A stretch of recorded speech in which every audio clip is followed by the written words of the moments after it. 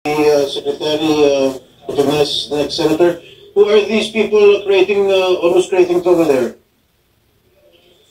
Can you please trace their identities and send them out of this building?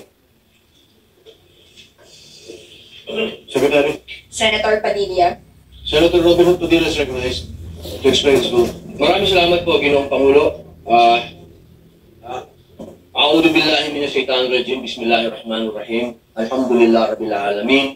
Bismillahirrahmanirrahim. Wassalatu wassalamu ala rasulillahi. Assalamualaikum warahmatullah.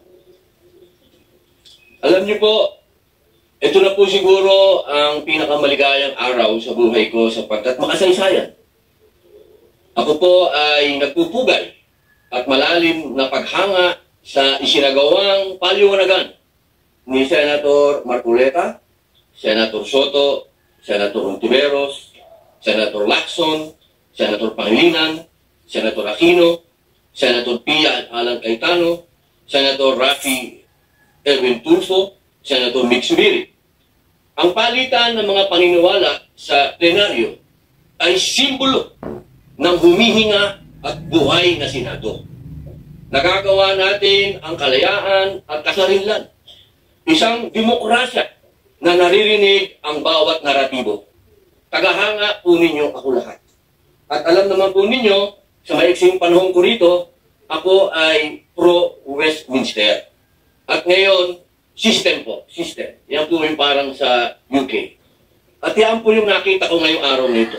Ang lahat ng mga senador ay gising, ang lahat ng mga senador ay nandito, ang lahat ng mga senador ay nagtatrabaho sa ayon sa kagustuhan kong makita ko ang bawat debate at ang bawat opinion ng bawat isa. Kaya nagpapasalamat po ako.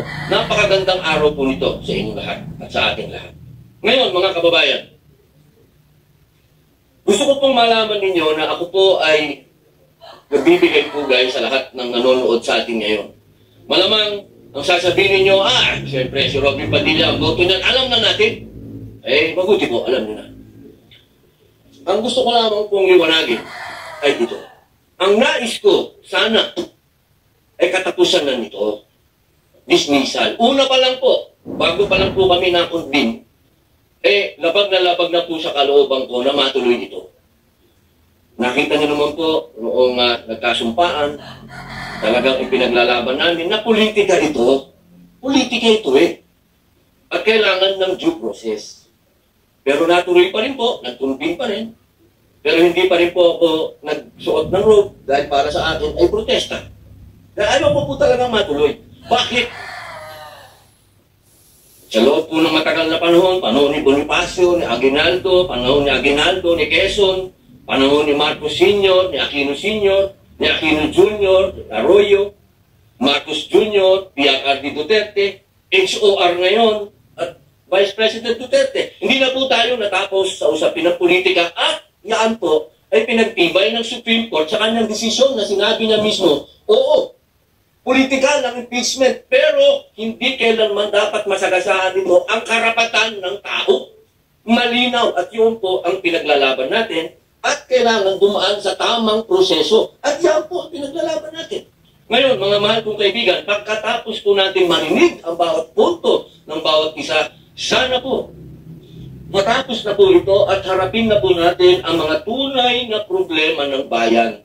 Katulad po ng sweldo, katulad po ng agrikultura, pagkain, kaguluhan sa West Philippine Sea, sa buong mundo. Ang dami po nating dapat pag-usapan. Total, meron pa naman po Pebrero. Ang sinabi naman po ng Supreme Court, at ang Supreme Court naman po, ang siya naman po dapat na sinasabi ng saligang batas. Malinaw po. Matagal po akong ginawang chairman ng constitutional ni dating Pangulo Mick Zubiri. Pinagkatiwalaan niya po tayo, pinag-aralan po natin yan, at malinaw sa konstitusyon na ang magpapaliwanag ng saligang batas ay Supreme Court.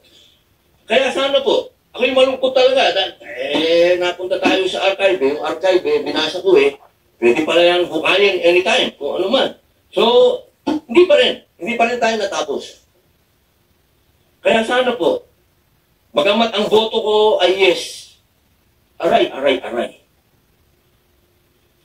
Gusto kong malaman at mailagay po sa lakalan ng Senado na ako'y may reservasyon dyan. Malaking reservasyon ko dahil gusto ko dismissal. Tapusin na natin to. Hindi pa tayo natapos. Total, nasa atin na lahat. Oh, ilang oras ang banatan. Pero hindi pa rin natapos. Kaya po, mga mahal kong kababayan, bago po ako umupo, nais ko pong malaman ninyo na ang inyong Senado ay tumatakbo.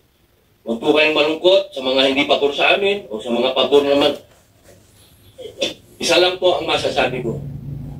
Tigilan na natin ang politika at mahalin natin ang bawat isa, magkaisa na tayo, pag-usapan natin ang mga totoong problema. Maraming salamat po. Thank you, Senator Robin.